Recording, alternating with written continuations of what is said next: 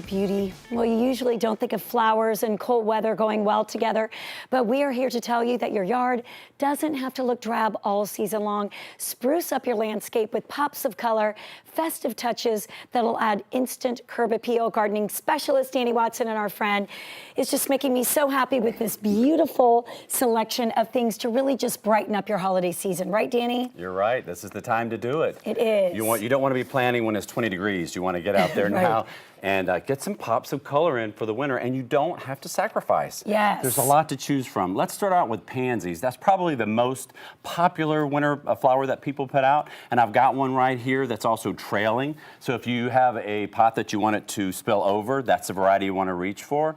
And then also violas. Now this is my favorite, I got to tell you, because sometimes with the pansies, the blooms are so big that they can fall over and you have to deadhead them. Yeah. There's no work with these, and they're always in bloom. You have color every day. Okay. And the colder it gets, the harder they bloom. Okay. They love a good frost. Well, Danny was proud of me. I told him if we want to mention these right over here, right at my front door, I did the rosemary plant with some trailing pansies and a little bit of creeping Jenny. I love that. Does that sound good? No, I think that's going to look fantastic. As it grows in together, it's going to be fantastic. Good. Also, Snapdragons, if you need some height, you can put these towards the back and they give you that. And now sometimes in the hardest cold weather, they'll stop bloom production. So don't give up on them. Don't think that something's wrong. As soon as we get a couple warmer days, they start back up. Got it. All right, and then other accent plants that we love to use, ornamental cabbage, kale.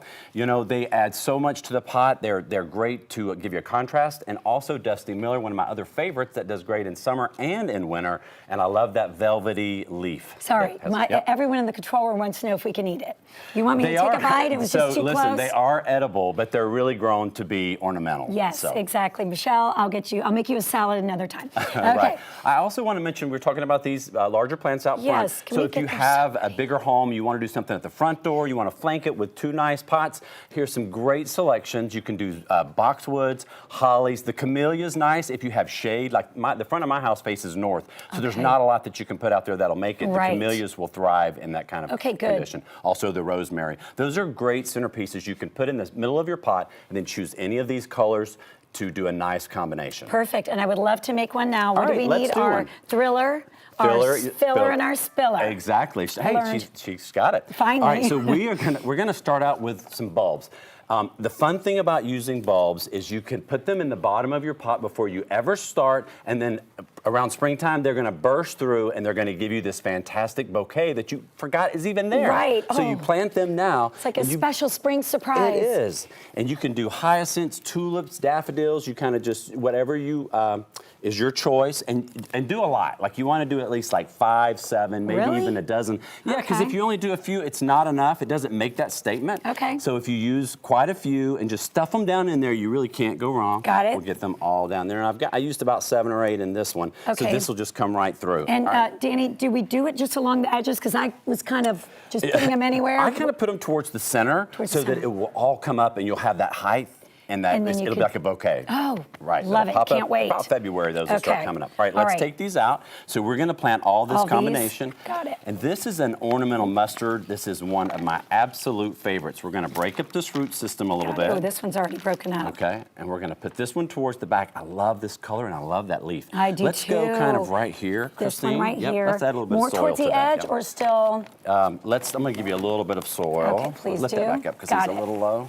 There we go. Perfect. All right, so we're going to put him towards the front, and then next I'm going to add this. I'm going to open that ivy.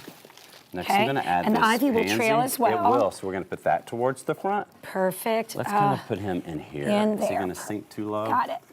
There we go. Better? Yep. Good? That works. Yay. All right, we're going to finish it off with some reindeer moss. That is my new favorite like finishing touch on all my pots. And so you've got a bag right there. Oh, good. You want to help me out? Oh, good. So you add this, and I love the color of it. I'm like, do I need to pick this up, Danny? Because I did not add this to my pots. Yeah, just do it across the top. I think it looks great, and the best part is it holds moisture so that your pot doesn't dry out as quickly. Perfect. This is like really pretty stuff, too. Okay. It's just Put that right in there. Oh, There you that's go. so It gives you pretty. that finishing touch. Look at how This is quickly gonna we grow put that together. You have whites, you have purples, you got the greens. I think it's going to look great. And let's talk about watering. And once we actually assemble our pots, You need to water it in and then fertilize it. A lot of people don't think about that, but you want to pick up some pansy food. Yes. And fertilize every other month. You don't have to feed as often during the winter.